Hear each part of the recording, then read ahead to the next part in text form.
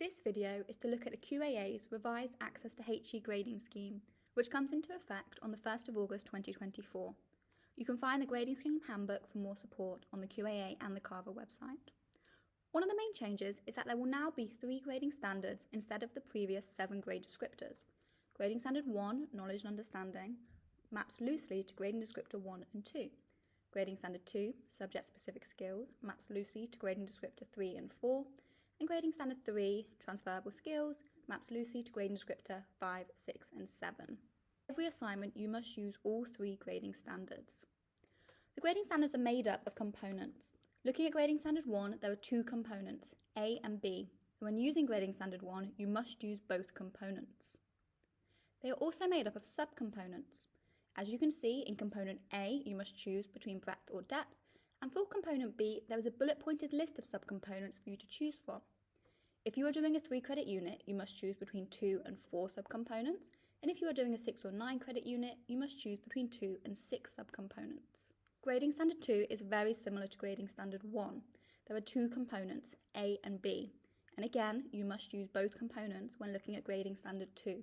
For the subcomponents, just like Grading Standard 1, there is a bullet-pointed list to choose from underneath component B. Irrespective of size, you must choose between 2 and 4 subcomponents. Grading Standard 3 is a little bit different. It has 3 components, A, B and C. You must choose at least 2 components in every unit, and all 3 components must be used in the assessment plan for each student. For the subcomponents, you can see there is a bullet-pointed list underneath component A and component B. You must choose between 2 and 4 subcomponents each time you use either of these components. Although component C doesn't have a bullet-pointed list, there are some choices there to choose from. Grading cannot take place until the students have met all of the learning objectives for that unit. That means if there is multiple assignments, students should not receive any graded feedback until they have completed all assignments and completed all of the learning objectives. We are now going to look at the CAVA assessment plan, which is a useful tool to make sure you have chosen the correct amount of components and subcomponents for your unit. When you open the assessment plan, this is what you will be able to see. The first thing you must do is put in the unit code of the unit you are looking at. That should then add in the unit title, credit value, and if it is graded. You need to check these are correct. You can then go and add in the assignment type. As you can see, everything is red. This means there is something you need to do to make it correct. Once it is correct, it will go grey. Starting with Grading Standard 1, Component A, you must choose breadth or depth. You can see it has gone grey, meaning you have done this correctly. For Grading Standard 1, Component B, as it is a 3-credit unit, you must choose between 2 and 4 subcomponents. If you click 2, 3 or 4, it will stay grey.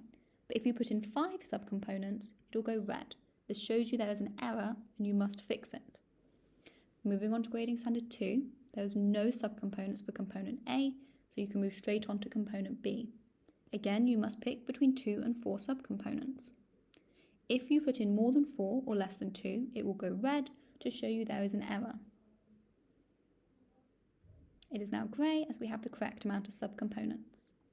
Moving on to Grading Standard 3, you must choose at least 2 components. If we were going to choose component A, you must choose between 2 and 4 subcomponents.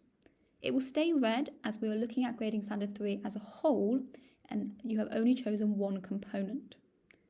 Once we go on to Grading Standard 3 Component B and choose between 2 and 4 subcomponents, we can see the grading standard goes grey. This is now acceptable. However, if you choose more than 4 subcomponents for either component A or B, it will go red again to show you there is an error. Because you can choose 2 or 3 of the components. As you can see, if you've not got enough components or subcomponents for each component, it will go red. At the very top, it says GS3C missing. That means across this diploma, there is currently nowhere where there is evidence of component C. This is essential across the diploma. If you have any further questions, please don't hesitate to get in touch with us at admin@cava.ac.uk.